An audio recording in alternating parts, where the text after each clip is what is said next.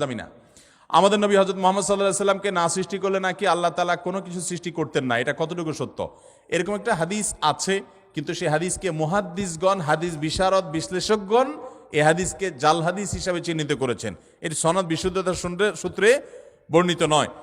লাউলা খলিকতু লামা খলিকাতিল আফলাক, নবী সাল্লাল্লাহু আলাইহি সাল্লাম যদি সৃষ্টি না হতেন আসমান জমিন সৃষ্টি হতো না। ভাইরা আমার, নবী সাল্লাল্লাহু আলাইহি সাল্লামের মর্যাদা বলার জন্য মিথ্যা হাদিস বলার কোনো দরকার নাই।